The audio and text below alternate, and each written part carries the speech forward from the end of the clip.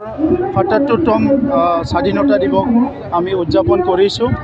সমগ্ৰ ভাৰতত, সমগ্ৰ অসমত আৰু সমগ্ৰ বিটিআৰ অঞ্চলত আমি উদযাপন কৰিছোঁ। আৰু কোকৰাঝাৰত বিশেষভাৱে আমাৰ বিটিআৰৰ এইটো কেপিটেল হয়, তো ইয়াত আমি খুব ভালকৈ আজি উদযাপন কৰিছোঁ।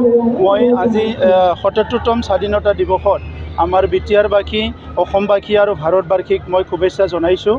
মই ভাৰতৰ বৰ্তমানৰ প্ৰধানমন্ত্ৰী আমাৰ সকলোৰে শ্ৰদ্ধাৰ নৰেন্দ্ৰ মোদী ডাঙৰীয়া, অসমৰ মুখ্যমন্ত্ৰী আমাৰ সকলোৰে শ্ৰদ্ধাৰ ডক্টৰ হিমন্ত বিশ্ব শৰ্মা ডাঙৰীয়া, লগতে ৰাষ্ট্ৰখনৰ সকলো নেতৃত্ব আৰু ৰাজ্যখনৰ সকলো নেতৃত্বক শুভেচ্ছা জনাইছোঁ। আজি আমি সকলো আনন্দিত হৈছোঁ কি আমি এটা সুন্দৰ এটা পৰিৱেশত ভাৰতৰ স্বাধীনতা দিৱস আমি উদযাপন কৰিবলৈ আজি এনেকুৱা ভাল পৰিৱেশ পাইছোঁ। আৰু ইয়াৰ কাৰণে আমাৰ স্বাধীনতাৰ মূল নেতৃত্ব দিয়া জাতিৰ পিতা মহাত্মা গান্ধীক মই শ্ৰদ্ধা জনাইছোঁ।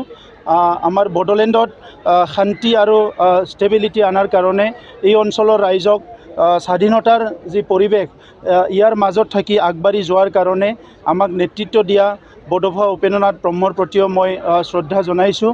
আৰু আমাৰ ভাৰতখন স্বাধীন কৰাত যিসকলে প্ৰাণ আহুতি দিলে সকলো শ্বহীদক আমি প্ৰণাম জনাইছোঁ আজি এই কোকৰাঝাৰৰ পৰা।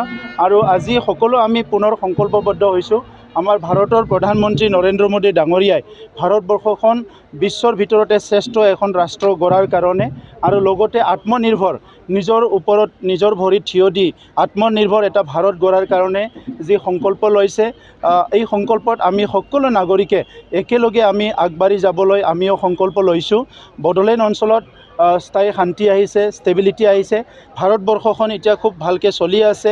আৰু পণ্ডিত জৱাহৰলাল নেহৰুৰ পৰা নৰেন্দ্ৰ মোদী ডাঙৰীয়ালৈ যিসকল নেতৃত্বই ভাৰতৰ গণতান্ত্ৰিক এটা ভাল পৰিৱেশ, আমাৰ ভাৰতৰ যিটো মূল ভেলিউ, যিটো নন ভাইলেন্স, সকলো জাতি জনগোষ্ঠী ভাষা সংস্কৃতি লৈ ডাইভাৰ্চিটিৰ মাজতো একতা হৈ আগবাঢ়ি যোৱাৰ যিটো মূল মন্ত্ৰ, এইটোত সফল হোৱাৰ কাৰণে বিশ্ববাসীক দেখাব পৰাৰ কাৰণে যে ভাৰত যে বিশ্বৰ ভিতৰত সকলোকে সৰ্ববৃহৎ গণতন্ত্ৰ দেশ, ইয়াৰ কাৰণে মই তেখেতসকলক ধন্যবাদ জনাইছোঁ। অনাগত দিনত স্বাধীন ভাৰতৰ সুস্থ নাগৰিক হিচাপে ভাৰতখন আগুৱাই লৈ যোৱা, ভাৰতৰ প্ৰান্তে প্ৰান্তে সকলো জাতি জনগোষ্ঠীক আগুৱাই লৈ যোৱাৰ যি এই যাত্ৰা, ইয়াত আমি সকলো আগবাঢ়ি যাম।